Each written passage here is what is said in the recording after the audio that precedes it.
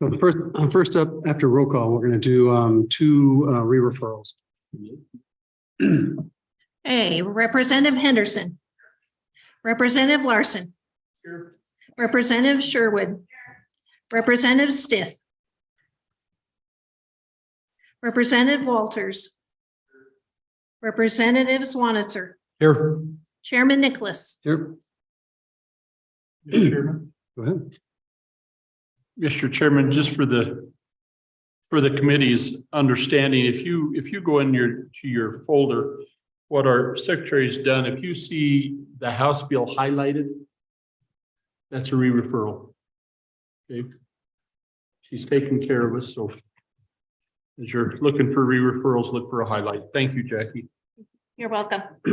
Okay, Representative Brown, let's go to 38. 38, Mr. Chairman. Mr. Chairman, this should have an amendment coming out of our committee as well, that is reducing the appropriation that you guys, I think you guys should see that. I don't know for sure if that amendment has made it with you. Jackie, do we have the amendment in the bill? In our packets? I have not printed it out, but I will do so.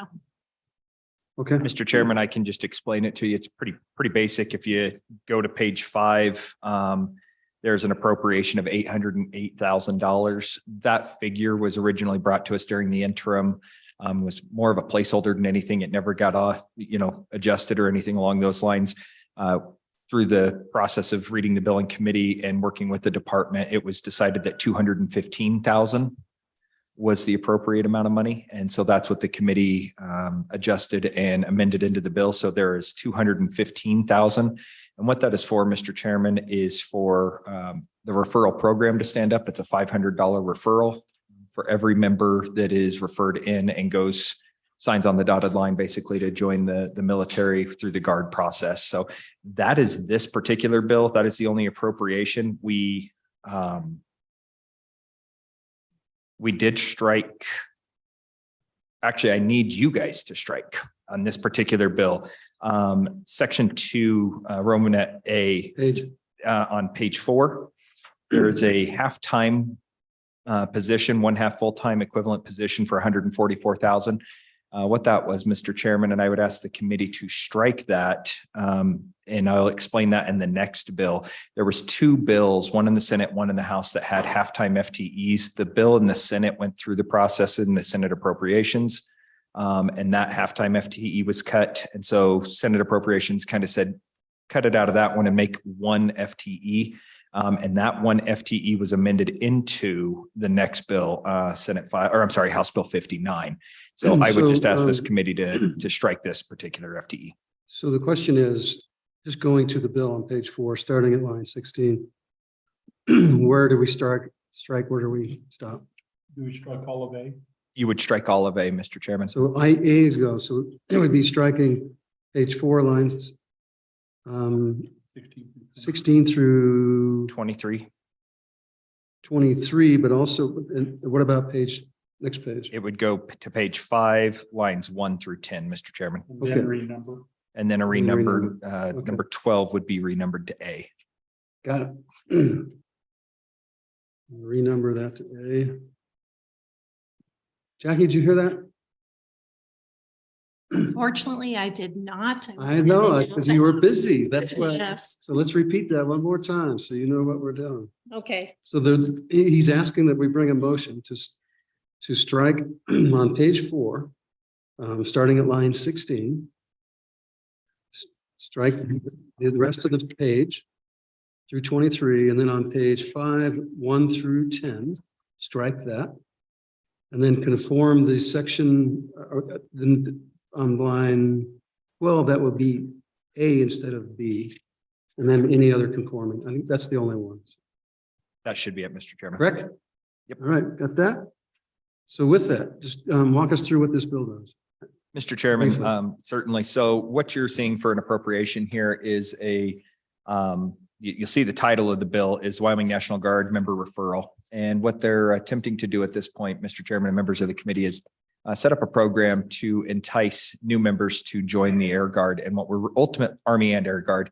And what we're ultimately trying to do is give a monetary incentive. We heard in committee that they've done things, pocket knives, t-shirts, stuff like that, but nothing is really grabbed at the heartstrings like money does. And so there is the thought process that this is a one-time deal. We'll see how well it works. This is a sunsetted bill, goes for 3 years. And after the 3 years, if it works, then we would, yourselves and as well as the Joint Military Committee would receive a report explaining what the benefits are. If it works, then we would ask them to place this in their standard budget.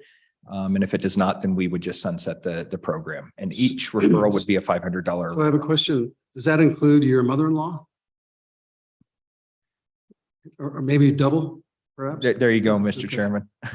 So, okay, any questions for the chairman? Mr. Chairman. Representative Swanson.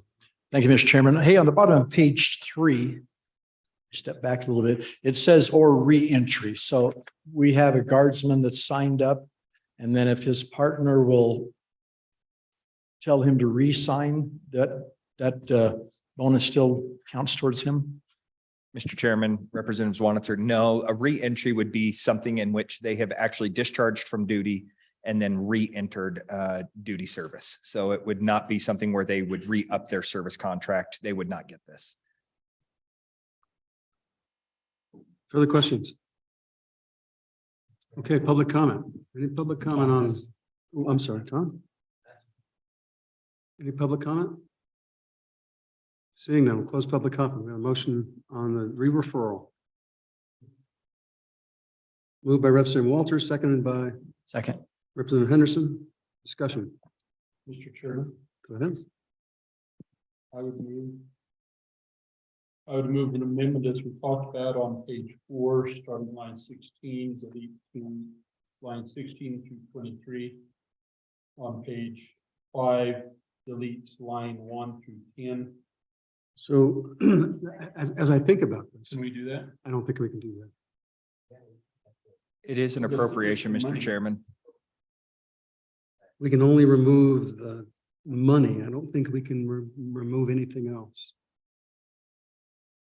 Are you having a slight of conscience, Mr. Chairman? I think we can. No, I think all we can do is change that to 0. Let's try. Well, let's do it, see what happens.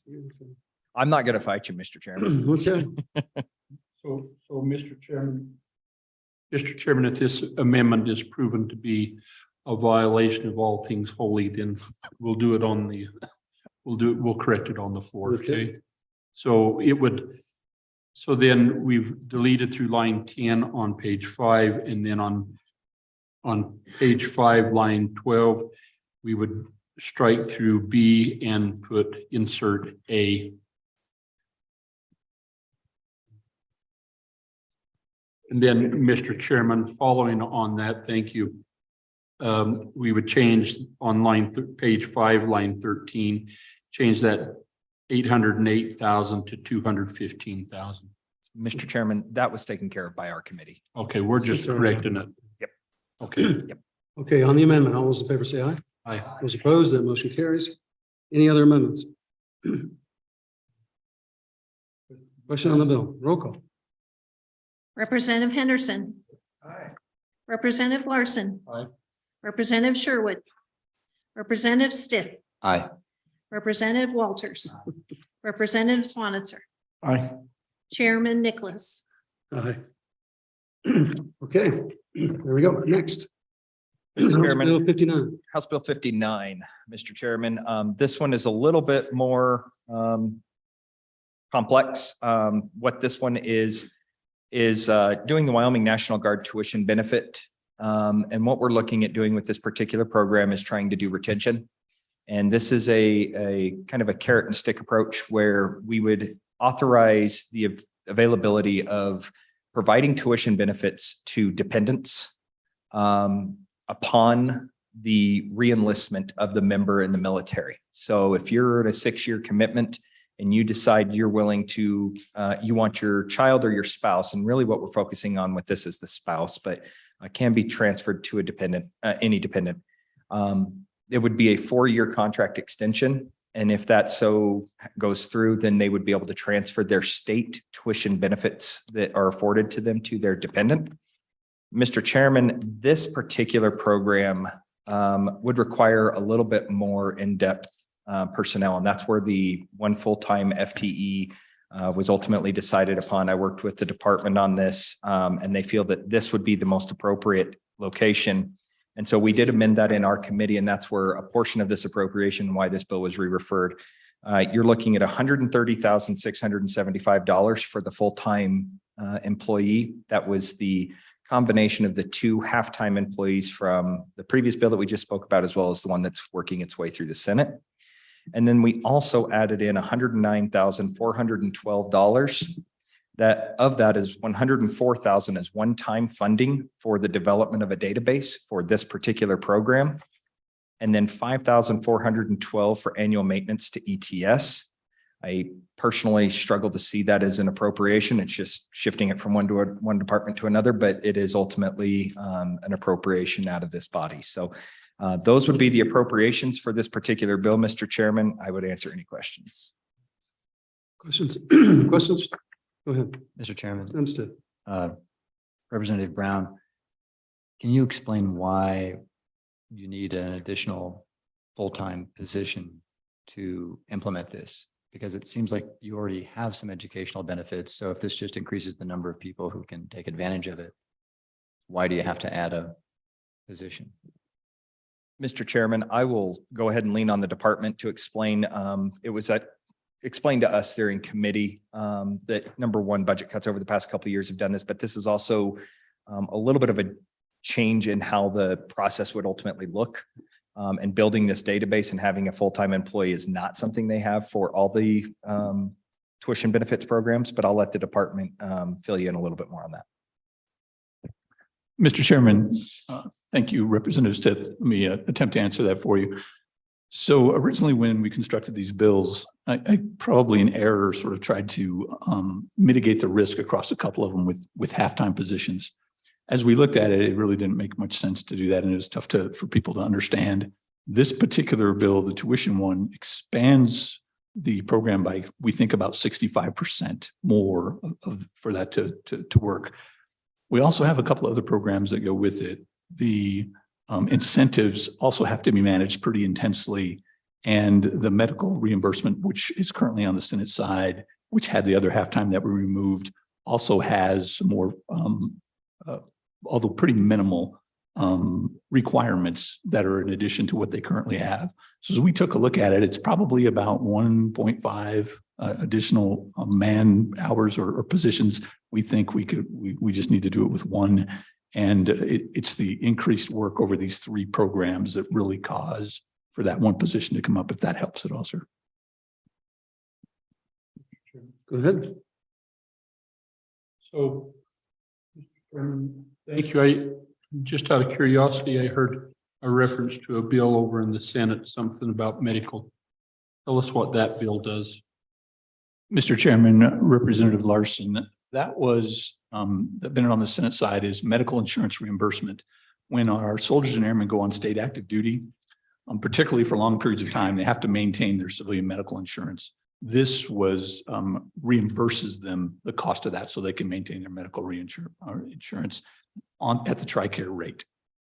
And Mr. Chairman and Generals, is that a new program or are you just moving that forward? Mr. Chairman, Representative Larson, it is a new program. Okay. So with regards to the 745,000, tell us how that will translate into the biennium, following biennium. Mr. Chairman, that is, as you just heard, the 65% increase. That is to get us through the end of this biennium.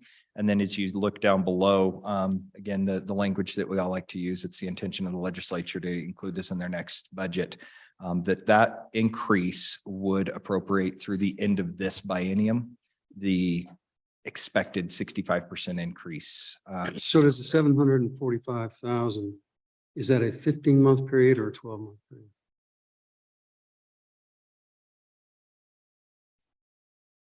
Mr. Chairman, I'm being told and whispered in my ear, because of the effective date on this, it would be just the 12-month period. And so what we anticipate is essentially a $1.6 million increase in their next planning and budget. Is that That's correct? correct, Mr. Chairman. Okay. Any further questions? Mr. Chairman, another portion of this, just looking at this, that this is the number one priority for attempting to retain current eligible members of the Guard. I think it is important to know we're working in multiple facets of what we're doing with these programs. The first bill that you guys heard was certainly an attraction and trying to gain employees. This is a retention bonus in essence, trying to make sure that employees have different opportunities to explore why they would want to stay with the Wyoming Air National Guard. This is probably the number one opportunity that they have to remain. And they're, like I say, it's the carrot and the stick approach that if they're willing to give us another 4 years after their first 6, that puts them at 10 years. They're halfway to retirement at that point, Mr. Chairman. So this is a good little incentive to hopefully spur some, and it's also a good workforce development tool. It just provides us with the additional educated members in our communities. So how did you calculate how many folks this would benefit to, if you take them through like full retirement? And so then it applies to their children, correct? And how many children, how did we come up with these figures? Mr. Chairman, I will pass that over because this was worked directly with LSO and the military department. So I'll pass that off and allow the general to answer that. Mr. Chairman, the state benefit is to get a degree, and that is the benefit that gets done. So there's only one benefit. If the individual service person say, listen, I don't want that benefit, I want my spouse to have it, then that benefit transfers.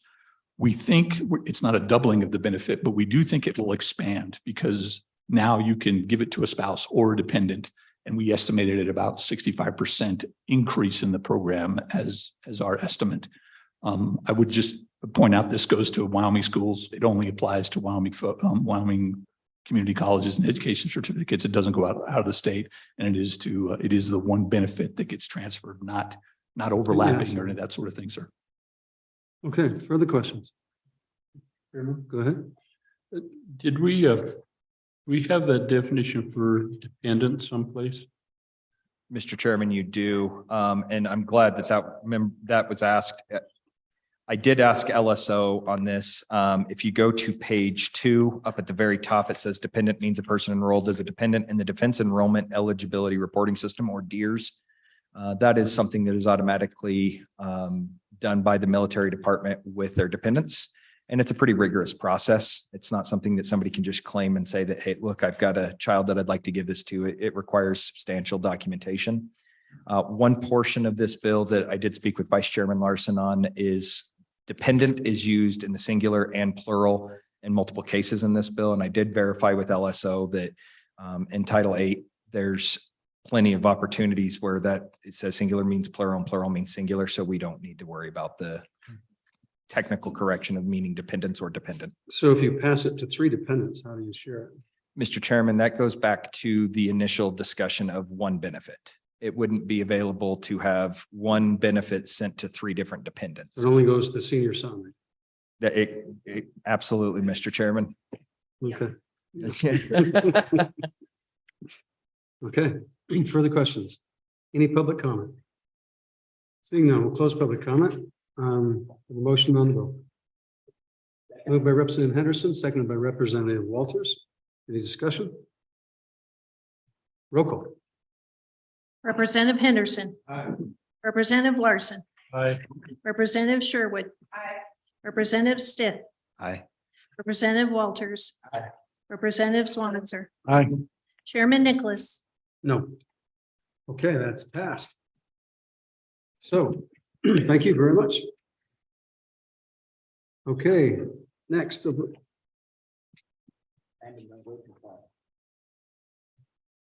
that again. Okay, now, House Bill 27, while you're here.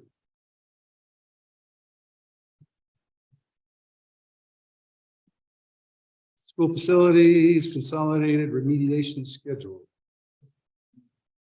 That's why you're here. Mr. Chairman, Go ahead. Pass this bill. Okay, all those in favor? Mr. Chairman, this is honestly, in my opinion, one of the most important school facilities bills that we passed out during the interim. We made what I would say is probably a little bit of a mistake. This body asked the department to create a consolidated condition and capacity index. And unfortunately, what that has done is we then asked the department to promulgate rules of what that was going to look like. And in the process of them promulgating rules, it kind of left it open-ended as to what that consolidated list was going to look like. And at this point, we've been informed that the data that they used, the factors that they used are basically arbitrary. They really don't stand up a chance in court if we were to use this for any type of policy-making decision. And so the committee found it very quickly to move this bill out of the interim and into this committee's committee here now to basically eliminate the consolidated schedule and allow it to go back to two individual schedules, one for capacity and one for condition. And that's really what this bill does, Mr. Chairman, is it just attempts to get rid of that consolidated bill. So it's a whoa bill. What's that? It's a whoa bill. Yeah. Oops. Slow down. Chairman. Go ahead.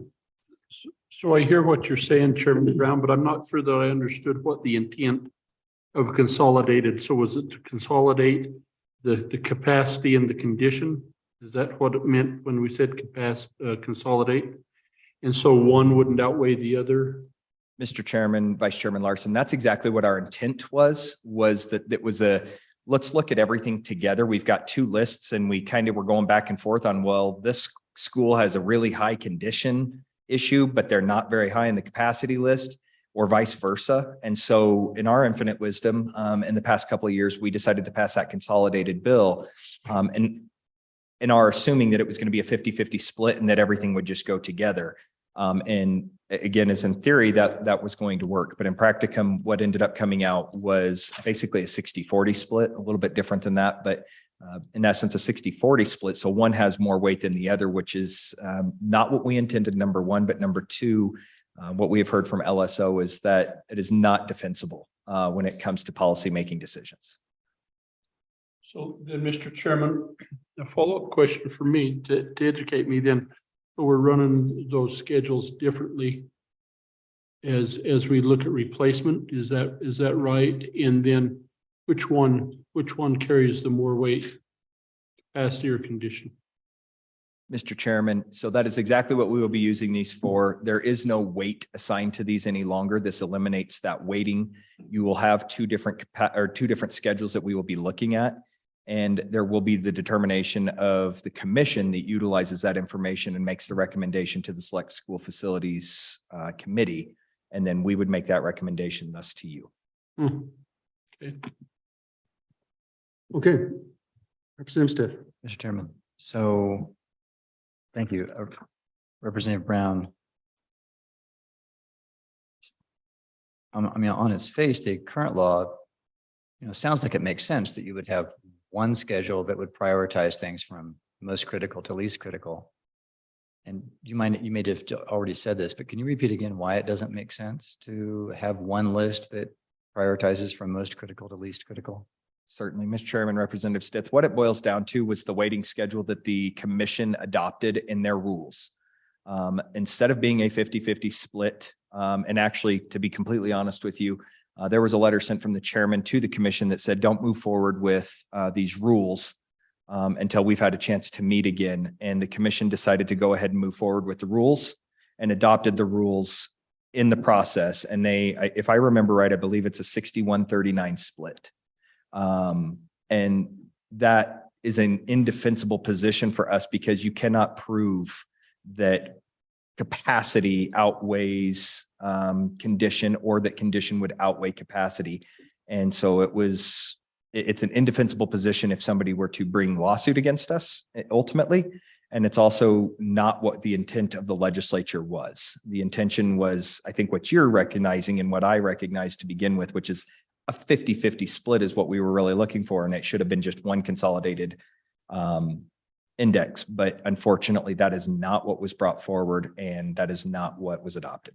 Well, it would seem to me that a 50-50 split may be customary or reasonable, but every school would have unique circumstances.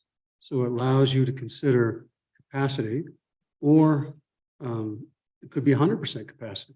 You have 122 students percent, you need a new school. Whereas your condition could be 20 years, 30 years, 40 years, or just not up to modern standards. So all of those have to be weighed in conjunction to make a final recommendation. Mr. Chairman, that's a good point. And to the example would be Cary Junior High that this body had appropriated and just finished building a couple of years ago. In the process of building Cary Junior High, at 95% completion, they were asked to value engineer, and it reduced the size of the school. So when the school opened up, a brand new school, it was over 100% capacity.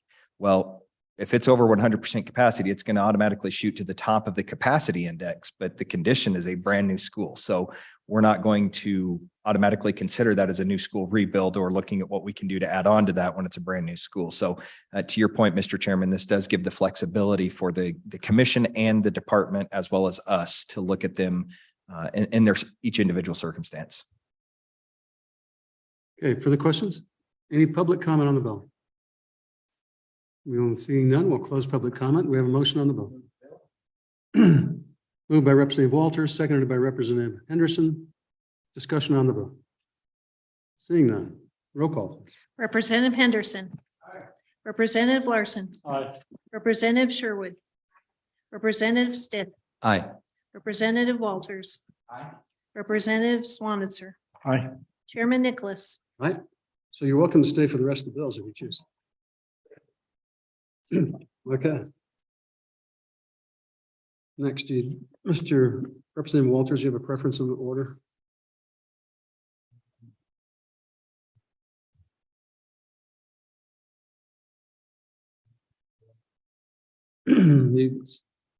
So let's go to the pari-mutuel since we're 183 to start with. Okay, 183. Representative Walters. Thank you, Mr. Chairman. House Bill 183 is a JAC sponsored bill.